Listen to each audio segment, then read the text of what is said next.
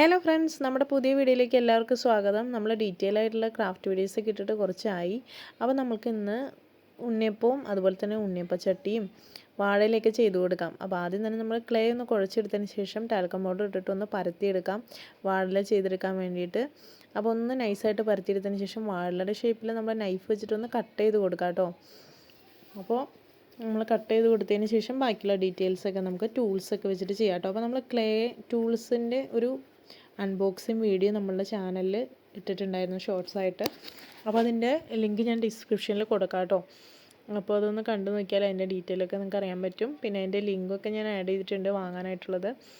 പിന്നെ നമ്മൾ അടുത്തതായിട്ട് ചെയ്യാൻ പോകുന്നത് ഉണ്ണിയപ്പച്ചട്ടിയാണ്. അപ്പോൾ അതിനുവേണ്ടി നമ്മൾ കുറച്ച് കട്ടിയിൽ റൗണ്ടിൽ ക്ലേ പരത്തിയെടുക്കുക, ഇത്തിരി കട്ടിയിൽ കേട്ടോ.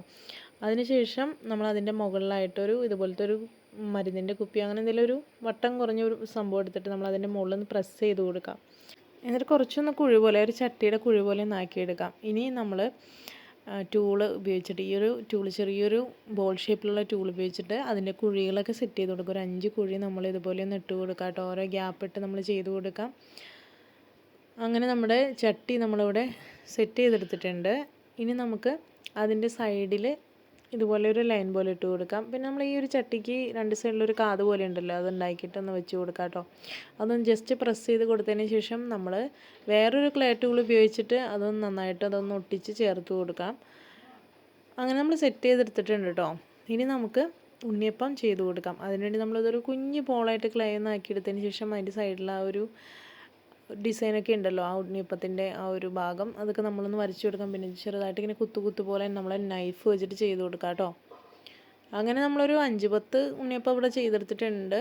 ഇനി നമുക്ക് പെയിൻറ്റിങ്ങിലേക്ക് കിടക്കാം. അപ്പോൾ വാഴയിലേക്ക് നമുക്ക് ഗ്രീൻ കളർ കൊടുക്കാം. നല്ല കട്ടിയിൽ തന്നെ പെയിൻറ്റ് എടുക്കുക. ഒട്ടും തന്നെ വെള്ളം ചേർക്കേണ്ട ആവശ്യമില്ല കേട്ടോ, എന്നാലാണ് ഇതിൽ നന്നായിട്ട് ഭംഗിയായിട്ടിരിക്കുകയുള്ളൂ. ഇനി നമ്മൾ നടുഭാഗത്തായിട്ട് ലൈറ്റ് മഞ്ഞ കളർ കൊടുക്കാം വാഴയുടെ നടുഭാഗത്തോടുകൂടി. ഇനി നമുക്ക് ഈ ഒരു ഉണ്ണിയപ്പച്ചട്ടിക്ക് ഫുള്ളായിട്ടും ബ്ലാക്ക് കളർ കൊടുത്തെടുക്കാം. ഇനി നന്നായിട്ട് അതൊന്ന് ഉണങ്ങാനായിട്ട് മാറ്റി വയ്ക്കണം നമുക്ക്. അതിനുശേഷം നമുക്ക് ഉണ്ണിയപ്പത്തിന് കളർ ചെയ്ത് കൊടുക്കാം. ആദ്യം നമ്മളൊരു ലൈറ്റ് കളറാണ് കൊടുക്കണേ. ആ ഒരു ഉണ്ണിയപ്പത്തിൻ്റെ ഒരു ബ്രൗൺ ഷെയ്ഡ് ഉണ്ടല്ലോ, അത് നമ്മൾ ആദ്യം തന്നെ കൊടുത്ത് റെഡിയാക്കി വെക്കുക. അതിനുശേഷം അത് ഉണങ്ങി വരുമ്പോൾ നമുക്കതിൻ്റെ മുകളിൽ ഓരോ ഡീറ്റെയിൽ ആയിട്ടും ചെയ്ത് കൊടുക്കാം. ഒറ്റയടിക്ക് ഒരു കളർ കൊടുക്കാൻ പറ്റില്ലല്ലോ, പല മൊരിഞ്ഞ ഭാഗം ചിലത് മുരിഞ്ഞിട്ടുണ്ടാവും, ചിലത് മുരിഞ്ഞിട്ടുണ്ടാവില്ല, അങ്ങനെയൊക്കെ ആയിരിക്കുമല്ലോ. അപ്പോൾ നമ്മൾ അതിൻ്റെ ഒറിജിനാലിറ്റിക്ക് വേണ്ടി നമ്മൾ ഓരോന്നും എടുത്ത് അതിന് ഷെയ്ഡ് കൊടുക്കാം. അതിനുശേഷം നമ്മുടെ ഉണ്ണിയപ്പച്ചട്ടിയുടെ കളറൊക്കെ ഡ്രൈ ആയിട്ട് വന്നിട്ടുണ്ടെങ്കിൽ നമുക്ക് സിൽവർ ഡസ്റ്റ് ഇട്ടിട്ട് ഇതുപോലെ ഒന്ന് മുകൾ വശം മാത്രം ഒന്ന് അടിച്ചു കൊടുക്കാം. അടിവശം കരി പിടിച്ച പോലെ നമ്മൾ ബ്ലാക്ക് കളറായിട്ട് തന്നെ വെക്കണേ. ഇതുപോലെ ഫിംഗർ ഉപയോഗിച്ച് നമുക്ക് ഈസി ആയിട്ട് നമ്മുടെ കളേഴ്സൊക്കെ ബ്ലെൻഡ് ചെയ്തെടുക്കാനായിട്ട് പറ്റും കേട്ടോ. അങ്ങനെ നമ്മൾ ചെയ്തെടുത്തിട്ടുണ്ട്.